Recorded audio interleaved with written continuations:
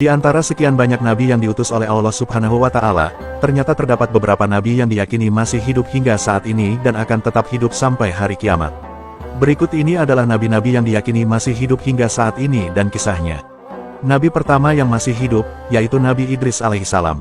Nabi Idris alaihissalam adalah manusia ketiga yang diangkat menjadi nabi oleh Allah Subhanahu wa Ta'ala setelah Nabi Adam alaihissalam dan Nabi Syits alaihissalam dengan karunia berupa pengetahuan yang luas dan akal yang tajam. Allah berfirman dalam Al-Quran, ceritakanlah Muhammad kisah Idris di dalam kitab Al-Quran. Sesungguhnya, dia itu seorang yang sangat mencintai kebenaran dan seorang nabi, dan kami telah mengangkatnya ke martabat yang tinggi. Quran Surah Maryam ayat 56-57. Dikisahkan, suatu hari malaikat Israel atas izin Allah menyamar sebagai seorang laki-laki dan bertamu ke rumah Nabi Idris karena sangat mengagumi kecerdasannya. Karena sangat memuliakan tamu, Nabi Idris pun menyambut malaikat Israel tanpa mengetahui identitas aslinya. Lalu, di hari keempat ketika Nabi Idris menyadari bahwa tamunya adalah malaikat maut, ia pun kemudian meminta 3 permintaan kepada Israel. 3 permintaannya itu adalah, ia ingin merasakan dicabut nyawanya, lalu dihidupkan lagi atas izin Allah serta ingin melihat neraka dan surga. Atas izin Allah, malaikat Israel pun memenuhi keinginan Nabi Idris. Ia pun mencabut nyawanya dan membuatnya hidup kembali. Lalu setelahnya, malaikat Israel juga mengantarkan Nabi Idris menuju neraka dan surga. Adapun nabi kedua yang masih hidup, yaitu Nabi Isa alaihissalam.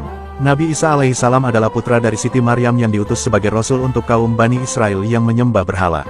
Untuk mendukung kenabian dan kebenaran ajaran yang dibawanya, Allah pun menganugerahi Nabi Isa dengan sejumlah mukjizat kepadanya, salah satunya adalah dengan menyelamatkannya dari penyaliban yang dilakukan oleh kaumnya sendiri.